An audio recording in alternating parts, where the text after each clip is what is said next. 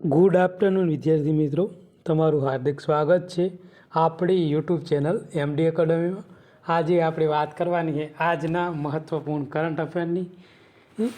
તો શરૂઆત કરીશું આજનું કરંટ અફેરની।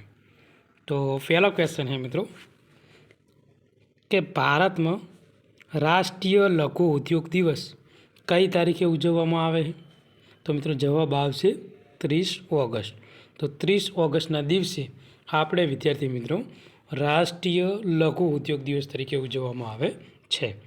આ ઉપરાંત વિદ્યાર્થી મિત્રો જે 29 ઓગસ્ટ છે એ આપણે કયા દિવસ તરીકે ઉજવીએ છીએ? તો રાષ્ટ્રીય રમત દિવસ। ઓકે, તો 29 ઓગસ્ટ આપણે ઉજવીએ છીએ રાષ્ટ્રીય રમત દિવસ।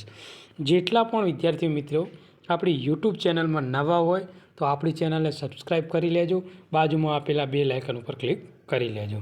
અને જે મિત્રો ઓગસ્ટ મહિનાની પીડીએફ છે મિત્રો એ આપણે આપણી જે ટેલિગ્રામ ચેનલ છે એમાં 5 તારીખ સુધીમાં મિત્રો આપણે જે ટેલિગ્રામ ચેનલમાં મૂકી દઈશું, તો બધા વિદ્યાર્થી મિત્રોએ નોંધ લેવી। તો જે આ રાષ્ટ્રીય લઘુ ઉદ્યોગ દિવસ છે એને આપણે મિત્રો ડિટેલમાં કવર કરવાની કોશિશ કરીશું। તો ભારતની નિકાસ યાત્રાના નાના જે ઉદ્યોગો મહત્ત્વપૂર્ણ યોગદાનને માન આપવા અને ઓળખાવા માટે જે આ 30 ઓગસ્ટ છે એને રાષ્ટ્રીય લઘુ ઉદ્યોગ દિવસ તરીકે ઉજવવામાં આવે છે।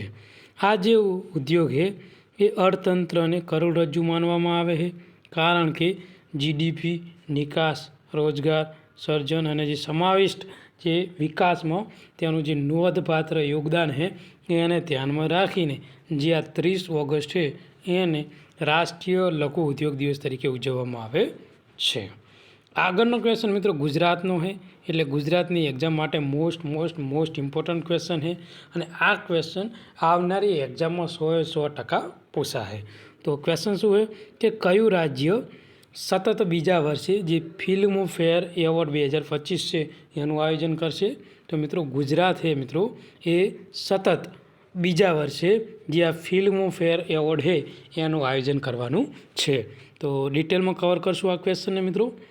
તો 2025માં મિત્રો 70મો જે ફિલ્મફેર એવોર્ડ છે એનું આયોજન કરવા માટે ગુજરાતની પસંદગી કરવામાં આવી છે। જે રાજ્ય માટે આ પ્રતિષ્ઠિત કાર્યક્રમનું આયોજન સતત બીજું વર્ષ છે। ગુજરાતમાં મિત્રો ખાસ કરીને જે ગાંધીનગર ગિફ્ટ સિટી ખાતે 2024માં મિત્રો જે એ સફળપૂર્વક આનું આયોજન કરવામાં આવ્યું હતું અને વ્યવસ્થા અને સરળતાના બાબત માટે ગુજરાત ટુરિઝમ કોર્પોરેશન અને વર્લ્ડ વાઇડ જે મીડિયા છે વચ્ચે સમજૂતી કરાર ઉપર હસ્તાક્ષર થયા હતા। તો મિત્રો કેટલામો છે 2025માં કેટલામો ફિલ્મફેર એવોર્ડ છે? તો 70મો ફિલ્મફેર એવોર્ડ છે જેનું આયોજન મિત્રો ગુજરાતમાં થવાનું છે। ધ્યાન રાખજો, સતત બીજા વર્ષે આયોજન કરે છે એટલે આ ક્વેશ્ચન મિત્રો આપણા માટે મોસ્ટ ઇમ્પોર્ટન્ટ સાબિત થાય છે। આગળનો ક્વેશ્ચન છે કે ભારતમાં ડિગીપિન ડિજિટલ એડ્રેસ સિસ્ટમ લાગુ કરવા માટે કઈ કંપનીએ પોસ્ટ વિભાગ સાથે ભાગીદારી કરી છે? તો મિત્રો જે પોસ્ટ વિભાગ સાથે જે મેપ માય ઇન્ડિયા છે એને મિત્રો ભાગીદારી કરેલી છે। શાની સાથે? તો જે પોસ્ટ વિભાગ છે ને એની સાથે। ઓકે, તો મોસ્ટ ઇમ્પોર્ટન્ટ ક્વેશ્ચન છે મિત્રો। સંદેશા વ્યવહાર મંત્રાલય હેઠળ જે પોસ્ટ વિભાગ ભારતના જે ડિજિટલ મીડિયા એડ્રેસ સિસ્ટમ છે જેને આપણે ડીજીપિન તરીકે ઓળખીએ છીએ એના અમલ માટે ભારતનું પોસ્ટ વિભાગ અને જે મેપ માય ઇન્ડિયા સાથે બંને એકબીજા સાથે હસ્તાક્ષર કર્યા છે। અને આ જે ડીજીપીને જે ડિજિટલ પિન માટે એક ટૂંકું નામ છે જે દરેક સરનામા પર અનન્ય જે જીઓ કોડ છે એ આપશે અને તે ચોક્કસ ભૌગોલિક સ્થાન, સીમલેસ નેવિગેશન અને કાર્યક્ષમ જે સેવા વિતરણ છે એને સક્ષમ બનાવશે। ઓકે, આગળનો ક્વેશ્ચન છે કે કઈ ભારતીય આઈટી કંપનીએ માસ્ટરકાર્ડ મૂવને તેના ફિનટેક જે પ્લેટફોર્મમાં ઝડપી ક્રોસ બોર્ડર ચૂકવણી માટે એકીકૃત કરવા માટે જે માસ્ટરકાર્ડ સાથે ભાગીદારી કરી છે? તો ઇન્ફોસિસ। શું જવાબ આવશે? ઇન્ફોસિસ। ઓકે, આગળનો ક્વેશ્ચન છે કે નાણાકીય વર્ષ 2026ના પહેલા ક્વાર્ટર જે કહેવાય ને કે એપ્રિલ જૂન 2025માં ભારતનો જે જીડીપી વૃદ્ધિ દર કેટલો હતો?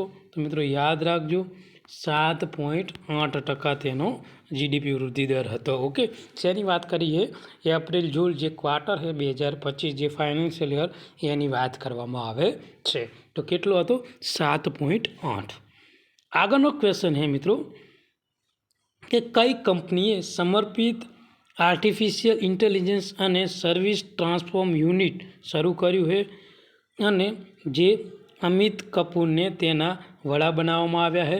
તો ટાટા કન્સલ્ટન્સી સર્વિસ છે મિત્રો, જે અમિત કપૂર છે તેને મિત્રો તેના વડા બનાવવામાં આવ્યા છે અને તેમને તેમની જે કંપની છે ટાટા કન્સલ્ટન્સી સર્વિસ એમાં artificial intelligence and service transform unit શરૂ કર્યું છે.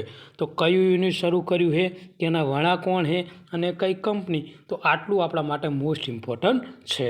તો કંપની છે ટાટા કન્સલ્ટન્સી સર્વિસ અને જે આર્ટિફિશિયલ ઇન્ટેલિજન્સ અને જે સર્વિસ ટ્રાન્સફર યુનિટ એ શરૂ કરવામાં આવેલું છે અને તેના વડા છે અમિત કપૂર. તો યાદ રાખજો મિત્રો, આવનારી એક્ઝામમાં 100% પૂછાઈ શકે છે મિત્રો. આગળનો ક્વેશ્ચન છે કે નુઆખાઈ પાકનો જે તહેવાર મુખ્યત્વે કયા ભારતીય રાજ્યમાં ઉજવવામાં આવે છે? તો મિત્રો આ જે મુખ્ય તહેવાર છે એ ભારતના ઓડિશા રાજ્યમાં ઉજવવામાં આવેલો છે મિત્રો. તો નુઆખાઈ તહેવાર ઓડિશામાં સૌથી મહત્ત્વપૂર્ણ સાંસ્કૃતિક અને જે કૃષિ ઉજવણીમાંનો એક છે. ખાસ કરીને ગુજરાતનો જે પશ્ચિમ ક્ષેત્ર છે એમાં જે ઓડિશા રાજ્ય છે એના દ્વારા ઉજવવામાં આવે છે.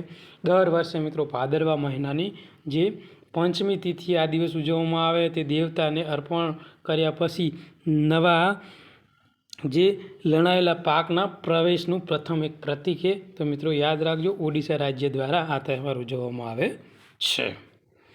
આગળનો ક્વેશ્ચન છે કે મહિલાઓના સ્વરોજગાર માટે નાણાકીય સહાય પૂરી પાડવા માટે મુખ્યમંત્રી મહિલા રોજગાર યોજના કયા ભારતીય રાજ્યમાં મંજૂર કરવામાં આવી છે? તો મિત્રો બિહારમાં આ યોજના મંજૂર કરવામાં આવેલી છે. તો જે મહિલાઓને સ્વરોજગારી માટે નાણાકીય સહાય પૂરી પાડવાની છે અને આ યોજનાનું નામ છે મુખ્યમંત્રી મહિલા સ્વરાજ યોજના. બિહારમાં મંજૂર કરવામાં આવી છે અને બિહારમાં હાલમાં મિત્રો ટૂંક જ સમયમાં ચૂંટણી છે એટલા માટે આ યોજના શરૂ કરવામાં આવેલી છે.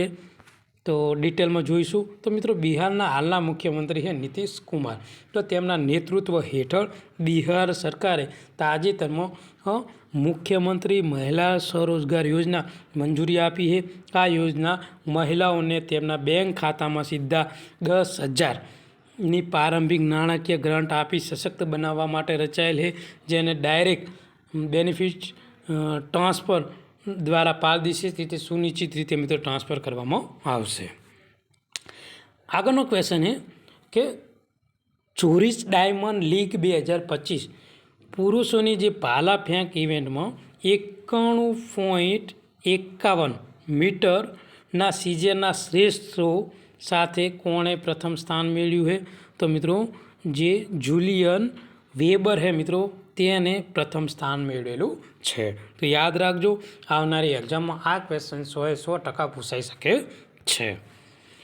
તો મિત્રો વાત કરીએ આપણે જે ચોરીસ ડાયમંડ લીગ ફાઇનલ 2025 જે મિત્રો જર્મનીનો જે છે જુલિયન વેબર જે પુરુષમાં મિત્રો ભાલા ફેંકમાં શાનદાર તેને પ્રદર્શન કરી અને વિજય મેળવ્યો છે, જેમાં તેનો 90 મીટરથી વધુ 2 થ્રો નોંધાયા છે, જેમાં એક 91.51 મીટરનો થ્રો સાથે તે વિજય મેળવ્યો છે અને આ સિઝનનો જે શ્રેષ્ઠ થ્રો છે તેને ભારતના જે નીરજ ચોપડામાં 85.1 મીટર સાથે બીજા સ્થાને રહ્યો છે અને જે ત્રિનિદાદ અને ટોબેગો છે મિત્રો તેનો ક્વેશ્ચન જે વર્લ્ડ કોટ છે જેને મિત્રો 84.95 મીટર સાથે ત્રીજા સ્થાને રહ્યો છો. તો તેને આ બંનેને પાછળ છોડીને પ્રથમ સ્થાન ઉપર રહેલો છે. કયા દેશનો છે? તો જર્મનીનો છે. શું નામ છે? Julienne weber. આગળ વાત કરવામાં આવે મિત્રો તો UDISC પ્લસ જે સિસ્ટમ સાથે એ MBUનો દરજ્જોને એકીકૃત કરવા માટે કઈ સંસ્થાએ શાળા શિક્ષણ વિભાગ સાથે ભાગીદારી કરવામાં આવી છે? તો તો યુડીએ સાથે મિત્રો ભાગીદારી કરી છે. તો જોશું ડિટેલમાં. તો unique identification authority of India, તો મિત્રો તેણે શાળા શિક્ષણ વિભાગ સાથે ભાગીદારી કરી છે, જેનાથી આધાર સાથે જોડાયેલ શાળાના બાળકોને ફરજિયાત બાયોમેટ્રિક અપડેટ સ્ટેટસ જે સિસ્ટમ છે મિત્રો એ શરૂ કરવામાં આવી છે. અને જે એ unique identification authority of India તેને મિત્રો જે કહેવાય ને કે એ શિક્ષણ મંત્રાલય અને હેઠળ જે આ શાળા વિભાગ છે એને સાક્ષર વિભાગ દ્વારા સંચાલિત પર એક મહત્ત્વપૂર્ણ ડેટા બનાવવામાં આવશે અને આ ડેટા અપડેટ કરવામાં આવશે. એટલે આ મહત્ત્વપૂર્ણ ભાગીદારી કરવામાં આવેલી છે. તો આજનું આ મહત્ત્વપૂર્ણ કરંટ અફેર આપણે અહીંયા પૂરું કરીશું. આ વિડીયો તમને ગમ્યો હોય તો આપણી ચેનલને સબસ્ક્રાઈબ કરી લેજો અને તમારા જે બીજા વિદ્યાર્થી મિત્રો તૈયારી કરતા હોય એમને આ વિડીયો મોકલી આપજો. થેન્ક યુ, ધન્યવાદ.